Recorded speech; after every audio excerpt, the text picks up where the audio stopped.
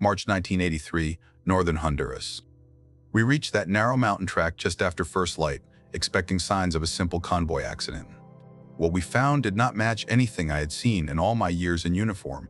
The truck lay on its side in a shallow cut below the road. The cab was crushed in front, but one green dash light still glowed. The engine felt warm when I touched it, which meant the crash was recent. Yet the place was empty. No crew. No bodies. No sound of anyone moving in the brush. No marks showing men crawling out or being dragged off. Gear was scattered in the cab. Web belts, helmets, a rifle with a full magazine, blood on the seat. Nothing else. No sign of a fight. No sign of a pullout. The road behind us was untouched. The road ahead was clear. My team leader kept staring at the windshield, trying to understand how 5 men could vanish without leaving one clear track in soft ground. I kept thinking the same thing, because the scene was too clean to make sense. Before we begin, please subscribe to the channel to show your support. I had been in country for only 3 weeks when we found that truck. I can still picture the way it rested in the ravine, as if someone had placed it there with care. That detail stuck with me because it did not match the force needed to break a cab like that. Damage said violence. Scene said control. I kept going back and forth between those two thoughts on the climb out. Our small Delta group had been sent to Honduras on a quiet task. No open role. No uniforms when we moved. The year was 1983 and the border areas were full of tension. Guerrillas pushed in from Nicaragua. Honduran forces pushed back. The agency wanted eyes on the trails and on the routes used to move supplies. We were told to support that goal, nothing more. Most days that meant long walks through hard country and short reports sent through secure radio. My team had 5 Americans. Our leader was a calm captain who had seen more than he spoke about. The radio man was young but sharp. He liked to record odd signals and study patterns. Our medic was older than me and carried constant chest tightness that he tried to hide. The last man, our newest shooter, was steady, but still learning how to pace himself in heat and weight. I took point often, mostly because I had spent years moving through country like this, and I knew how to read ground without thinking too much. We had linked with a small Honduran recon group for this mission. Their lieutenant looked eager to prove something. His men carried older rifles and thin boots, but they listened well and kept quiet when needed. The night before the crash, we had inserted by helicopter, flying low over dark ridges. The bird dropped us near an old logging cut. From there we moved on foot toward the border, keeping to shadows and broken ground. Our task was simple. We were to watch a mountain track used by Sandinista couriers. If we saw movement, we would record it and call for action only if the situation turned dangerous. No one expected a local military truck on that road.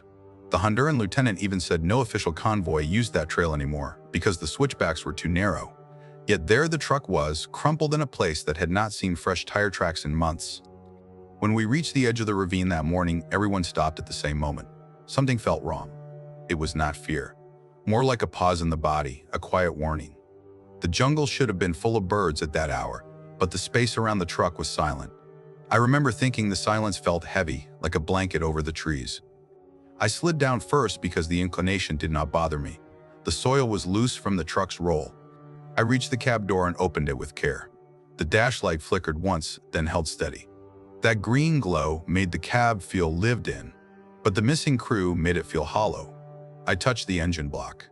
It held warmth. Not much, but enough to tell me the crash was not older than a few hours.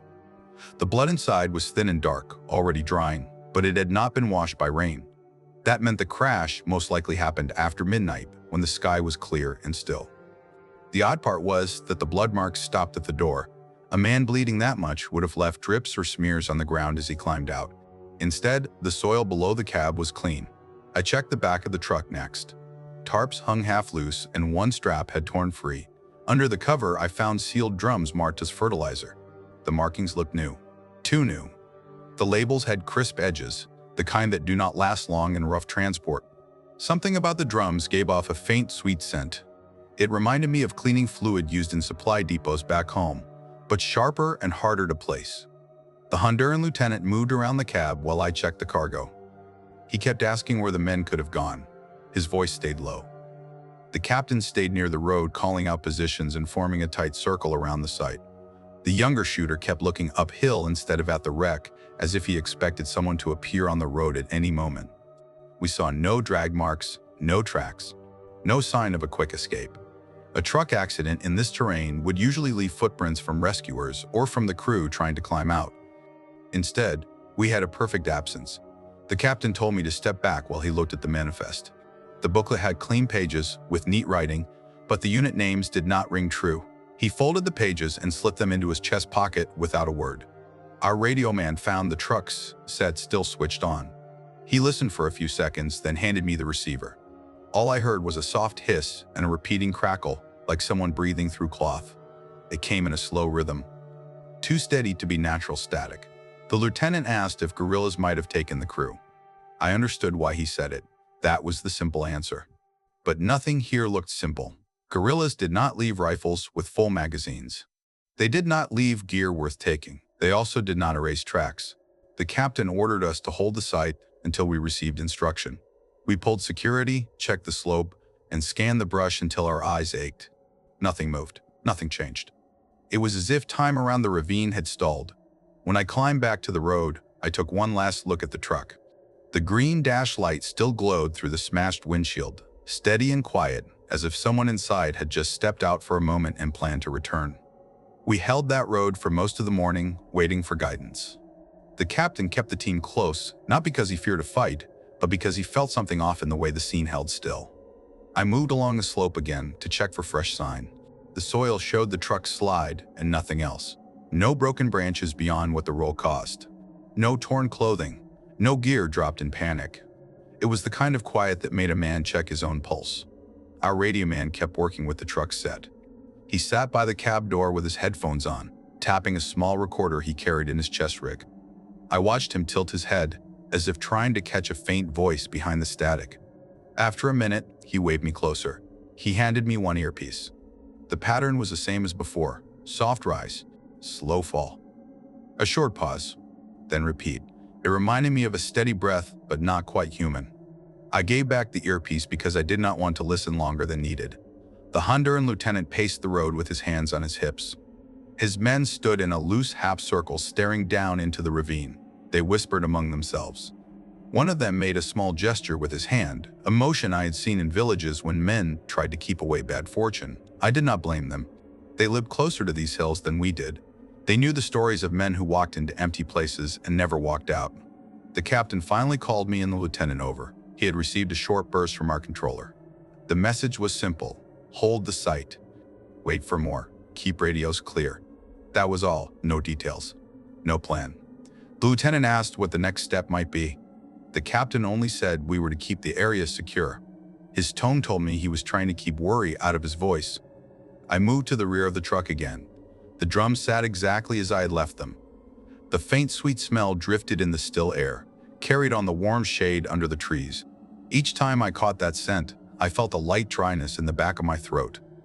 The medic joined me after a while. He took one slow breath, then stepped back. He said the smell was thin but not natural. He wiped sweat from his forehead and rubbed his chest with the back of his hand. He said it might just be the climb earlier, but I could see he did not believe that. The younger shooter stayed uphill with 2 Honduran soldiers, watching the ridge where the road curved out of sight. He kept shifting his weight from foot to foot, which was not like him. When I walked up to him, he whispered that he kept expecting to see someone step into view. He said he felt watched, though he knew that made no sense. I told him to take steady breaths and keep scanning. His shoulders eased a little, but the tension stayed in his jaw. By midday, the sun rose high enough to clear the ridge, and light reached the truck. The green dash glow faded a little, but it did not die. That small detail unsettled me. A battery in that condition should not have held charge so well. The captain noticed too. He squinted into the cab, then closed the door to dim the light. It still shone through the cracks around the frame. The radio man called us again. He said he had captured a full minute of the truck's static. He wanted the captain to hear it. When the captain listened, his brow furrowed. He asked if it could be a damaged channel. The radio man only shook his head. He said the pattern repeated too cleanly. I watched the captain hand back the headset without comment. The lieutenant asked if guerrillas might come looking for the truck. It was a fair question. A crash on a remote track often drew curious fighters. The captain formed a wider circle around the site and pushed 2 Honduran scouts farther down the trail to watch for movement. I joined them for a short stretch. The track was narrow and uneven, with small stones that rolled under each step. The stretch ahead showed no fresh prints or tire marks, only old scuffs from months before. We searched both sides for secondary paths. Nothing. When I returned to the ravine, the captain said another message had come through. This one asked for more details on the cargo and the condition of the truck. The captain answered with short-coded lines. He left out the strangeness. He left out the scent. He left out the silence in the trees. I understood why. Some things are easier to explain once you have a clear handle on them. We had no handle at all. The medic checked his own breath again. He said it still felt tight. He asked if I smelled the sweetness on the air. I said yes, but I kept my tone even. He nodded and stayed quiet. The radio man walked past us, carrying his recorder close to his chest as if it were something fragile. I saw the younger shooter watching him with a puzzled look, like he did not trust the sounds coming from that machine. The Honduran troops grew restless as afternoon shadows lengthened. They kept glancing at the ridgeline as if hoping someone would arrive to explain things. The lieutenant tried to keep them steady, but his own nerves showed in the way he checked his rifle over and over. The captain gathered us once more and said we would stay until final orders came. He said the crew might still be nearby, maybe injured, maybe hiding from what they thought was an enemy patrol. We all knew that was unlikely. Injured men leave sign, hiding men leave fear on the air. This place held neither. As the light shifted to a softer tone, I took a last slow look at the scene. The truck, the drums, the glow inside the cab, the silence. Each piece felt disconnected but somehow linked by absence. We waited for word, standing guard on a road that felt like it had been waiting for us long before we arrived. Night reached us fast on that ridge. The captain set a tight defensive ring around the truck. He placed me on the slope above the cab, where I could see both the road and the cut below. The radio man stayed close to the wreck because he still wanted samples of the static. The medic took a spot with good cover so he would not need to move much. Our youngest shooter watched the bend where the track dipped into deeper brush. The Honduran soldiers filled in the gaps. We kept lights off. No fire, no talking above a whisper. The jungle held the same unnatural stillness it had shown all day. I remember kneeling behind a fallen trunk, listening for anything that might hint at movement. Nothing came. My own breath sounded too loud in my ears. The sweet smell from the drums did not spread far, but every now and then it drifted up the slope in a faint wave. I tried to ignore it. The medic coughed once, then again, each time quieter than the last, as if he did not want the sound to travel. He rubbed his chest and tried to smile when I looked his way. The smile did not last. The green light in the cab glowed like a small star in the dark. It bothered me more than I expected. I kept checking that glow, half convinced it would shift or flicker. It never did. It stayed steady, as if someone inside sat at the wheel, watching us through broken glass. A little after midnight, the radio man touched my shoulder. He handed me his headphones without speaking. I listened. The static had changed. It still rose and fell in a slow pattern, but now short breaks came in uneven spots. The pauses felt deliberate. Not code, not random either. I gave the headphones back and asked what he thought. He only shrugged. Then he wrote something down in his notebook. The captain checked on each of us in turn. He stopped near the radio man and listened to the set for a few seconds. I could see the tension in his jaw when he handed it back. He told the radio man to keep recording, but not to broadcast anything unless ordered. Not long after that, something shifted on the far side of the ravine. It was not sound, not movement, just a sudden sense of pressure, like the air had thickened for one slow breath. The Honduran soldier nearest the slope stiffened. He raised his rifle a little too fast. I signaled him to steady. His hands shook as he lowered the barrel. The younger shooter whispered that he saw a shadow near the bend in the road. I moved to his side and stayed still for several long minutes. The track lay empty. The tree stood dark and quiet. He said maybe he was tired. I knew he was, but I also knew he had sharp eyes. His voice had none of the nervous pitch of imagination. It had the flat edge of someone reporting what he saw. Later, during a short sweep around our positions, I noticed the absence again. Still no insects, still no birds. No rustle of small animals in the brush. The longer we stayed, the more the silence pressed in.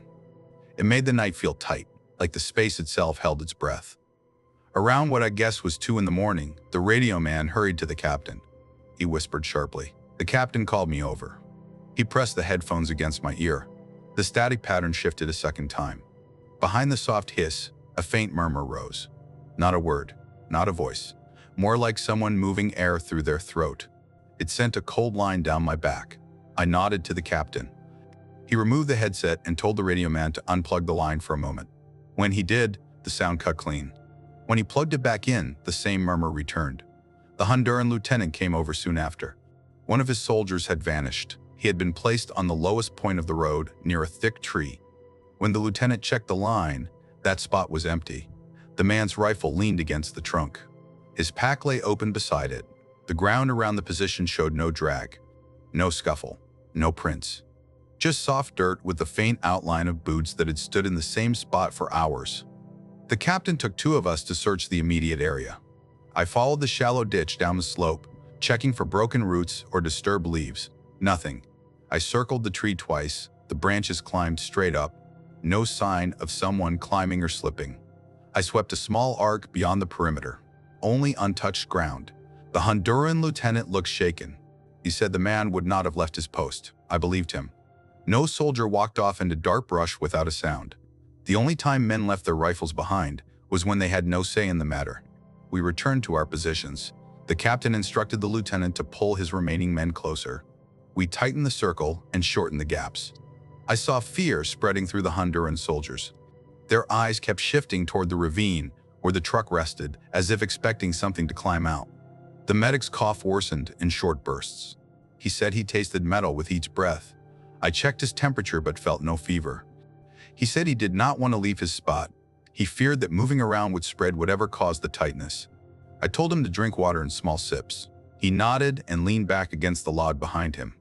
The radio man gave the captain another note. He said the murmur grew louder. He said the pattern began to match the timing of our own radio checks earlier in the day. The captain told him not to speak that thought aloud. The radio man understood. Hours passed without change. We held our ring around a truck that gave us no answers. I studied that green glow over and over, thinking about the missing crew and the missing soldier. I wondered if we were missing something obvious or if the situation was far outside the normal lines we live by. Near dawn, the captain finally received a message.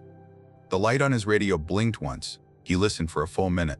When he stood, I saw the strain in his shoulders. He called us in. He said the order was clear. Document the site.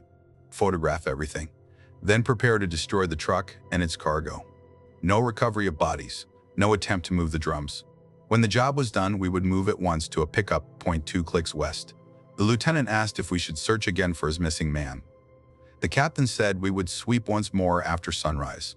Then we would follow orders. As the first thin light touched the ridge, I looked down at the truck one more time. The glow inside the cab seemed weaker, but still steady. For a moment, I imagined a figure sitting in the driver's seat, back straight, hands on the wheel, waiting for us to finish our work. At first light, we moved into a slow, controlled sweep around the crash site. The air felt heavy as we stepped off. The medic stayed close to the road because his breathing had worsened. The Honduran lieutenant guided two of his men toward the lower brush. I took the slope above the truck again, checking each patch of ground as if it might hold a clue we had missed during the night. Sunlight reached the ravine in thin lines. When I stepped down toward the wreck, I noticed small marks on the side panel I had not seen before. They were faint scratches, almost worn smooth by weather. I brushed off a layer of dust. Beneath it, I found the outline of older paint. Same color, same unit symbol. The truck we stood over had markings that looked touched up, as if someone had tried to cover an earlier set. I called the captain over. He studied the panel, ran his thumb along the scratches, then stepped back and thought. While we examined the truck, the radio man looked at the drums in the bed. He pointed out that one drum had a thin line of residue around its lid, a light streak, barely visible, but with a shine that caught the sun. When I leaned closer, the scent sharpened. The same sweet tone we had been noticing since dawn, but stronger now. I stepped back and kept my breath shallow until the wave faded. The captain told the radio man to photograph the drums and the residue. The radio man worked fast, hands steady, but jaw tight. The medic walked over and placed the back of his glove near the drum. He did not touch it.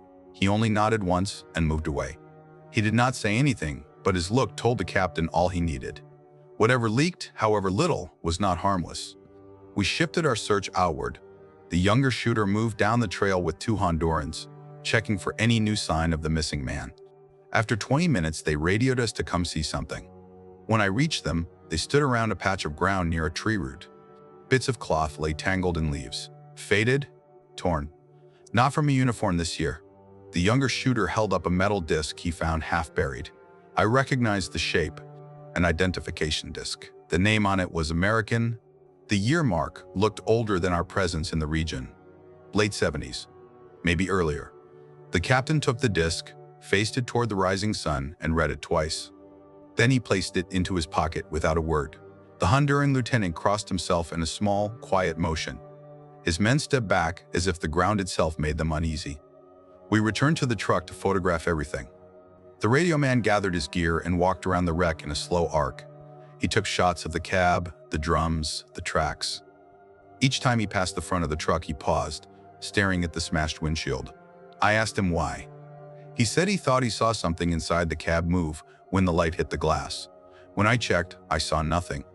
Only the dull shine of broken pieces and the weak green glow behind them. The captain asked me to open the manifest again. I spread the pages on a flat section of metal.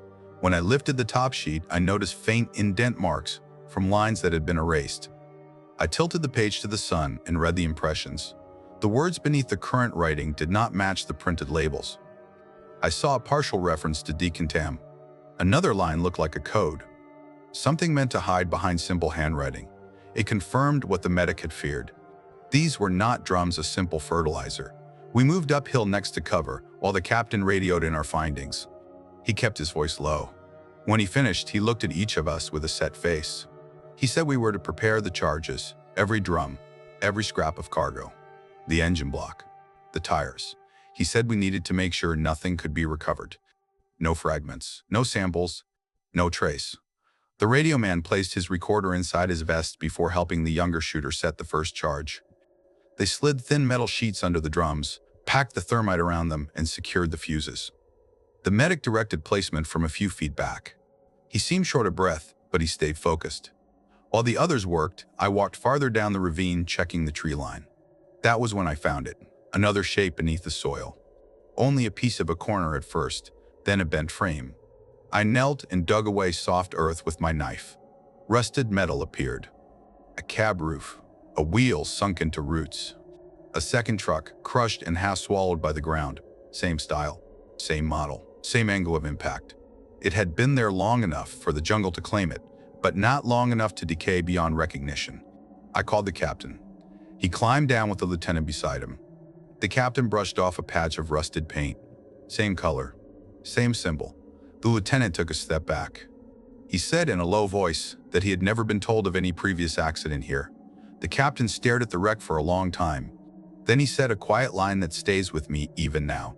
He said this road was being used for more than anyone wanted to admit. We climbed back up. The charges were almost ready. The radio man checked each fuse line twice. The younger shooter tightened each strap until the metal groaned. The medic sat on a rock, pressing his hand against his ribs. Sweat ran down his face. I offered him water. He shook his head and said he needed a moment to steady his breath. The captain gave the final order. Photograph the second wreck. Pack the gear. Fall back to the ridge. We had to move fast because a new message had come through. The pickup window had shifted forward. The helicopter would be in the air soon. We needed to reach the landing zone before the smoke rose. I looked down one last time at the two trucks. One new, one old, both resting in the same cut, both with missing crews, both carrying things hidden behind false words. The thought settled into my chest like a stone. This was not a rare event. This was a pattern. We moved out in a staggered line, charges set and ready. The air stayed heavy around us. The sweet smell followed in thin strands. Even the birds stayed quiet as we climbed toward the ridge where the next phase waited. We reached the ridge with the charges set and the last photos taken. The air felt warmer up there, yet the same sweet tone drifted around us in thin threads. The captain ordered us into a short rest while he checked our route toward the landing zone. The medic sat with his back against a tree, trying to slow his breath. I kept watch beside him. Each time he exhaled, I caught that faint chemical note, almost as if it clung to his clothing. The radio man placed his recorder on the ground and played back a few seconds. The sound made every one of us pause. The static pulse from the truck's radio had changed again. What came through now was slower. He played it twice, then pointed to the pattern on the tape. The soft brakes and the hiss matched the timing of our coded check-ins from earlier that morning. Not perfectly, but close enough to set a cold thought in my mind. I asked him if he had mixed old signals with new. He said no. He said everything came from the truck's set. The captain stepped away and studied the sky, as if counting minutes we did not have. When he returned, he told us to gather our things. We were leaving the ridge in 2 waves. First the Honduran soldiers, then the rest of us. We would set off the charges once we reached a safe distance, then push hard to the pickup point. It sounded simple. It did not feel simple. Before we left, the radio man asked to check one more drum, just to make sure his photographs covered everything. The captain agreed, but told him to be quick. The radio man climbed back down with me beside him. When he reached the rear of the truck, he brushed mud from the side of one drum. A new marking lay under the fresh paint, a small logo with sharp edges. I recognized it from briefings before we left the States. It belonged to a contractor that handled chemical testing for certain Army programs. Programs we were told existed only on paper. I scraped away another layer. Under the paint, faint letters read something close to a batch code, the kind used for controlled agents, the kind never allowed outside secure labs. The air around the drum carried the same sweet scent, but sharper now, as if stirred by our touch. I stepped back at once. The captain climbed down to see what we had found. He stared at the marking with a still face. Then he folded the canvas over it. He told us to finish setting the last fuse and return to the ridge. His voice carried a weight I had not heard from him before. On the way back, we checked the manifest pages again in sunlight. I tilted the paper and saw the same hidden lines I had noticed earlier. The words written underneath did not match any farm load. They matched items I had heard only in training scenarios, spoken in quiet rooms by men who believed certain tests were needed to stay ahead of threats. That memory sat heavily with me now. If this truck carried anything close to those materials, then no one wanted it found by the wrong people. As we neared the ridge, the younger shooter called out softly. He pointed to his palm. Small dots of dark residue had appeared on his glove where he had touched the tarps earlier. The medic looked at the spots, then looked at the glove again. His shoulders tensed. He told the younger shooter not to touch his face and to rinse his hands with the last clean water we carried. We all watched closely to make sure he did. We gathered at the ridge once more. The captain took a long breath, then ordered the radio man to signal the charges. The radio man pressed the switch. A delay followed. Then a bright flash rose from the ravine, followed by a sharp burst of white heat. A thin column of smoke climbed, then bent sideways as wind carried it across the slope. The younger shooter shielded his face. The medic stepped back and placed a cloth over his mouth. Even from that distance, the smell reached us in a low wave. The smoke moved strangely. It slid along the ground in slow curls, almost as if it followed the shape of the ravine rather than rising. The Honduran soldiers stepped away from it, crossing themselves. The lieutenant asked if this reaction was expected. The captain said nothing. We prepared to move, but before we stepped off, I heard a faint echo from below. Not a human voice, more like a shift of air against metal. I looked down at the ravine and saw the glow again, a weak green shimmer through the smoke, right where the cab had been. It faded in a slow blink. When I pointed it out, the younger shooter said the truck should be burned through by now. No light should remain. The captain told us to focus on the route ahead. As we left the ridge, every step felt heavier, as if the ground pulled at our boots. Behind us, the smoke settled into the trees. Ahead of us, the trail curved toward the landing zone. Between those 2 points, I felt a growing sense that the truck was only part of something larger. Something that had started long before we arrived. We moved off the ridge in a single staggered line, heading toward the pickup point 2 clicks west. The captain kept our pace steady, but I could tell he wanted us out of that valley faster than he said aloud. Behind us, the smoke from the charges drifted along the ground in slow sheets. Every few steps, I glanced back, expecting to see a normal column rising. Instead, it hugged the trees and slipped into gaps in the brush like water finding low places. The medic walked with short breaths, leaning slightly forward as if each inhale carried weight. I stayed close in case he stumbled.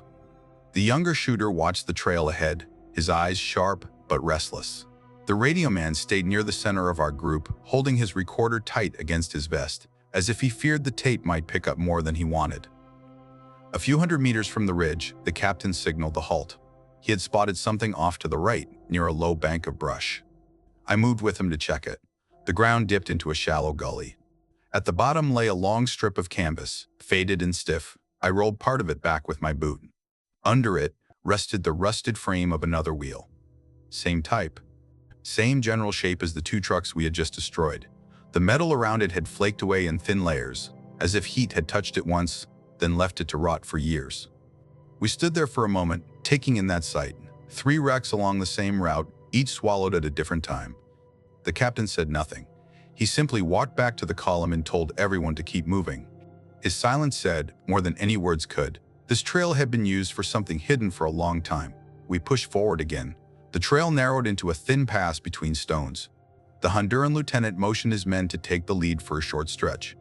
As they stepped through the pass, one of them stopped suddenly and raised his fist. The captain signaled for quiet. We all crouched low. The Honduran pointed toward a tree hollow. Inside it hung what looked like scraps of cloth. I leaned close with my rifle ready. The cloth was old, sun faded, torn in long strips. I lifted one end with the tip of my knife. A patch of lettering showed through the dirt. It looked like part of a name tape, but the style belonged to an older uniform pattern. I checked the hollow again. Nothing else inside. No bones. No gear. Only cloth left to dry and crumble. The lieutenant whispered that his men did not know this clearing. His voice held a tight edge. He said that over the years villagers had spoken of trucks that passed at night with no lights. No one believed them. I looked at the hollow again and felt a slow chill build in my chest. The pattern kept repeating. New wrecks, old wrecks, traces from years apart, yet all layered along the same ground. We reached a lower slope where brush gave way to tall grass. The captain stopped again and checked our map. He pointed toward a rise ahead and said the landing zone lay just beyond it. We needed to clear the last stretch quickly. The medic nodded but held his stomach as he breathed.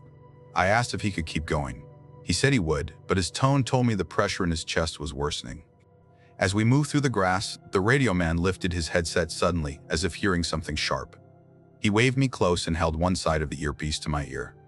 The same static pattern came through, but now layered with something faint. I listened hard. Beneath the hiss, a thin tone rose and fell, not speech. Not code. More like a hum, steady and cold. I asked him where the signal came from. He whispered that he did not know. It was not our channel. It was not the truck set. It came through on a band we had not used since dawn. The captain ordered us to keep moving. He said we were almost at the point where the helicopter expected us, but the tone stayed in the radio man's headset even as he switched channels. That unsettled him. I could see it in the way his shoulders tightened each time the sound pulsed. When we reached the top of the low rise, we saw the landing zone ahead, a flat patch with scattered stones. The wind touched the grass there, but even that small movement felt strange. It moved in slow dips as if weighed down. The captain told us to form a loose perimeter while he signaled the bird. The radio man raised the handset. Before he could speak, a burst of static cracked through the speaker. I heard the same hum, then a short, broken whisper, a single word in Spanish. Return. The radio man froze. The Honduran lieutenant stepped back with wide eyes. The captain took the handset and tried a clean call. The hum faded, replaced by open static. Then, slowly, the correct response tone came through from our controller. The shift felt like stepping out of a cold room into normal air. The captain issued our position clearly and asked for immediate extraction. The controller confirmed. As we prepared to tighten our circle, I looked down the slope behind us. For a moment, I thought I saw a faint light near the ravine. Not bright, not a flame. More like a single dull green pulse through the trees, fading as soon as I focused on it. I blinked and looked again. Nothing there. But I carried that image with me as we tightened our lines, aware now that whatever waited behind us had reached farther than the wreck itself. The ground ahead held our next steps, but the ground behind held questions we could not escape. The helicopter arrived sooner than we expected. I heard the low thrum before I saw it coming in from the west, skimming the treetops. The captain waved the panel and pointed toward the landing zone. The bird dipped once, then circled, fighting a crosswind. The medic leaned on me as he stood. His breath came fast and shallow. The younger shooter moved to his other side without being told. The radio man kept scanning the bands. Each sweep gave a faint hum, rising and falling like a slow warning. He turned the knob hard to kill it, but the sound stayed faint in the background, like it clung to the air around us. The helicopter finally committed and dropped toward the stones. Grass bent under the wash. As it settled, I looked back down the slope. For a brief second, shapes moved near the tree line. Not clear figures, only silhouettes drifting between trunks. too steady for wind yet too still for men walking. I blinked. They seemed to lean toward the ridge where the smoke had fallen. The captain shouted for us to load. The Honduran soldiers moved first, ducking low under the blades. The medic followed with our help. The lieutenant climbed in after them. The radio man hesitated, listening to one last flicker in his headset. I had to pull his shoulder to bring him forward. Shots cracked behind us. Not many. Not close. More like echoes carried from some distance. The younger shooter turned, rifle half raised. The captain pushed him toward the ramp. He said nothing was there worth firing at. I trusted him, but I kept my eyes on the tree line as I stepped toward the bird. Before climbing in, I glanced back one last time. Down the slope, between thin branches, I caught a final flash of dull green. It pulsed once, then faded into the brush, maybe reflection, maybe memory. But it felt like the same glow from the cab, waiting beneath the smoke. The captain tapped my arm. Time to go. I climbed aboard. The crew chief pulled the ramp shut and signaled the pilot. The bird lifted through thick air, rising above the ridge we had crossed. As we banked east, the valley spread below us. I saw two dark scars where the trucks had rested. The smoke did not climb. It streamed along the ground in long curves, drifting into the trees like a slow tide. The pilot pushed toward higher air. The hum in the radio man's headset faded at last. He exhaled in relief. The medic leaned back, eyes half closed, chest rising in uneven pulls. The younger shooter sat with his hands still shaking slightly, though he tried to hide it. I stayed near the ramp, steadying myself on a strap, watching the valley slip away. Nothing followed us. Yet the sense of being observed stayed with me, as if the ground below had taken note of our leaving. We cleared the last ridge and flew into open sky. The captain met my eyes once, then looked forward again. He gave no speech. He did not need to. We all knew the valley would not leave us easily. The flight back to the forward site felt longer than the march through the valley. No one spoke. The medic drifted in and out, his breath shallow but steady. The radio man kept his headset off, holding it in both hands like he feared it might come alive again. The younger shooter watched the floor, tapping one finger against his knee in a slow rhythm. The captain sat upright, eyes forward, as if holding the weight of the whole mission in his shoulders. When we neared the strip, the pilot called for a quick landing. The bird touched down, rough, kicking dust into the cabin. The crew chief opened the ramp and daylight spilled in. Ground medics rushed to help ours. They eased him onto a stretcher and carried him away. He tried to say something, but only a thin rasp came out. The Honduran lieutenant stepped off next. He looked back at us with a tight, uncertain gaze, then walked toward his own people. His men followed without a word. I watched them go, knowing they would speak of this place in ways their commanders would not welcome. We formed up near the hangar. Agency personnel approached us fast. No greetings, no questions about the march. They took the recorder from the radio man, the manifest from the captain, and the identification disc I had found. They did not ask how we were. They only said we would give a full account in a controlled room. Before we followed them in, I glanced at the helicopter one last time. Its blades slowed in wide, lazy turns. Through the open door, I saw a faint reflection on the metal wall. A dull green circle. It vanished when a mechanic stepped inside. The captain gave a quiet order for us to move. We walked toward the debriefing building as a slow wind pushed across the strip. It carried no scent from the valley, no hint of what we had burned. But in the back of my throat, I still felt the taste of that sweet chemical note, thin and stubborn, refusing to fade. We entered the building together. The door shut behind us with a soft click. I knew then that the valley was gone from our boots, but not from our thoughts. Whatever waited in that ravine would stay with us long after the smoke settled. The debrief took place in a narrow room with low lights and no windows. Two men from the agency sat across from us. A chemical officer in plain clothes stood near the wall with a clipboard pressed against his chest. The captain gave the first account. He laid out the sequence clearly, step by step, naming times, distances, and actions without adding anything extra.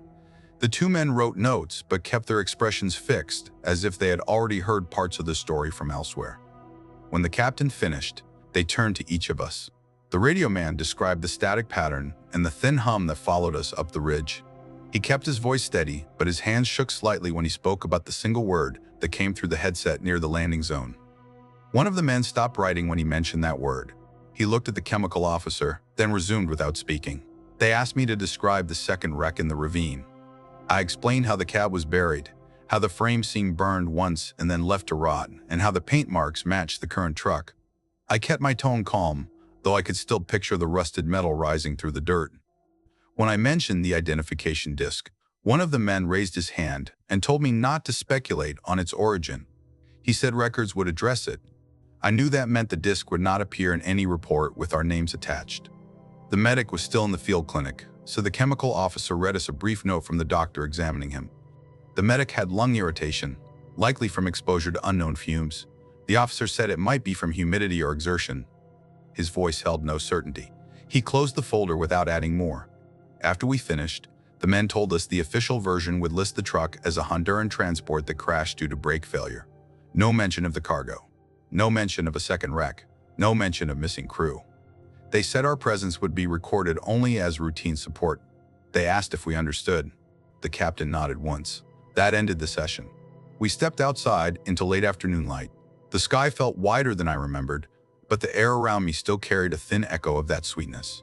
The younger shooter wiped his face with both hands, trying to shake off the memory of the ravine. The radio man walked in a slow circle near the building, as if expecting the hum to follow him through the air. I checked on the medic next. He lay in a cot under a fan, eyes open but tired. He said his chest felt heavy but not worse. He asked if we had heard any updates about the drums. I told him nothing had been shared. He tried to smile, but the effort came out weak. Before I left, he reached for my arm. He whispered that when the charges blew, he thought he saw figures in the smoke. His voice carried no fear, only confusion, as if he questioned his own senses. I did not tell him I had seen shapes too. As evening settled, we gathered near the barracks. No one wanted to talk, yet none of us walked away. The Honduran lieutenant stood with his men by a jeep farther down the line. He held a folded map against his thigh, staring at the ground as if trying to read a direction that no compass could give. When he looked up, our eyes met for a moment. He knew we had seen the same things he had. He also knew neither of us could say them aloud again. Later that night, the captain visited each of us. He said the mission was closed.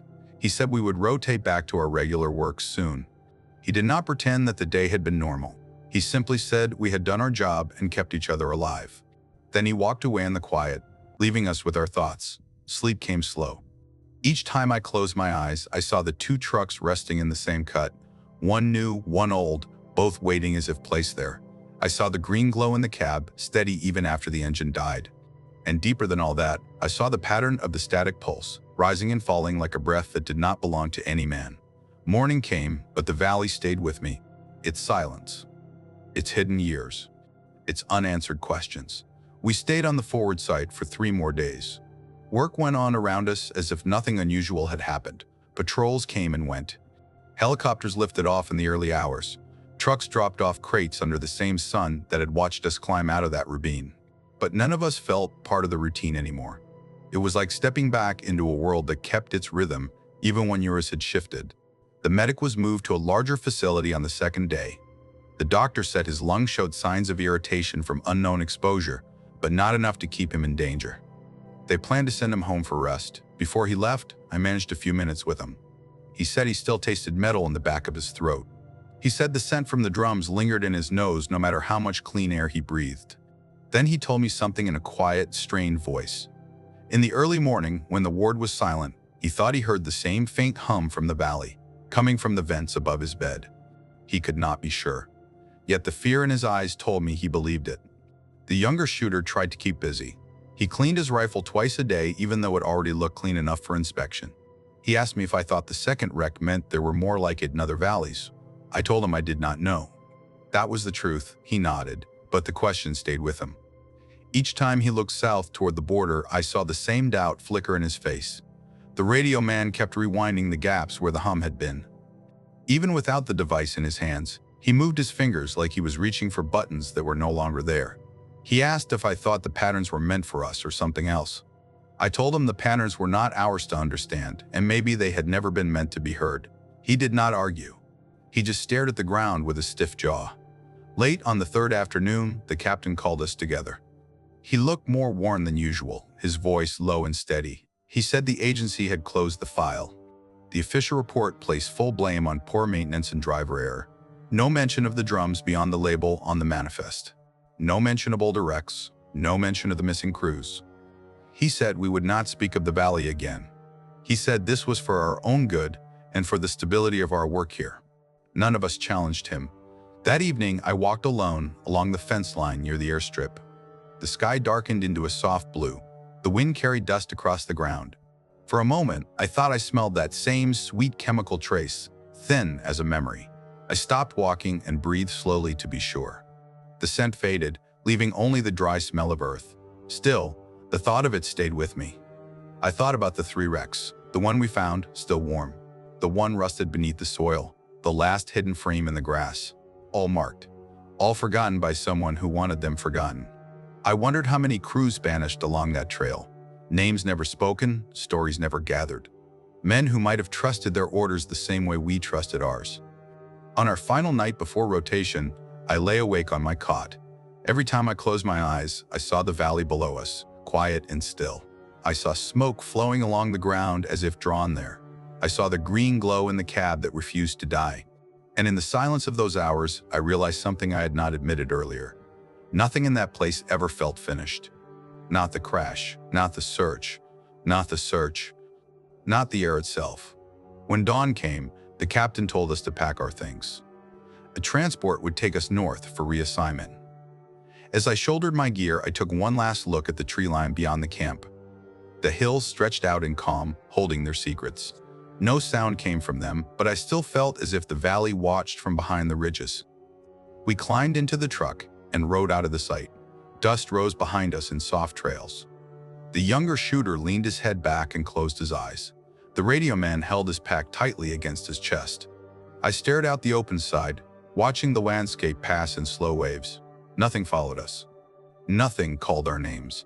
Yet the memory of that silent spot on the mountain stayed fixed in my chest, steady and deep, as if it had taken a small place inside me and refused to let go. Years have passed since that mission, yet the memory of it stays close, as steady as a slow breath. I have walked through many places in my life, but that valley in 1983 still feels different from all the rest. It was not the danger that marked it. I have faced danger before. It was the quiet. The way it held its secrets with a calm that felt older than any trail or uniform. I think often about the crews who vanished before we arrived. Men who climbed into a truck believing they were part of something clear and useful. Men who trusted the route laid out for them, the way we trusted ours. They deserved more than a blank line in a report. They deserved answers. But answers never came for them, and they did not come for us either. What I remember most is the steady green glow inside the cab, shining through broken glass long after it should have faded. It felt like a reminder that something in that valley kept moving even when its machines did not. And each time I drive at night and see my own dashboard light up in soft color, a small part of me goes back to that slope, looking down at a place where tracks ended without reason. I do not expect the full truths now. Some stories stay buried because those who built them want the ground to keep its cover, but I know what I saw.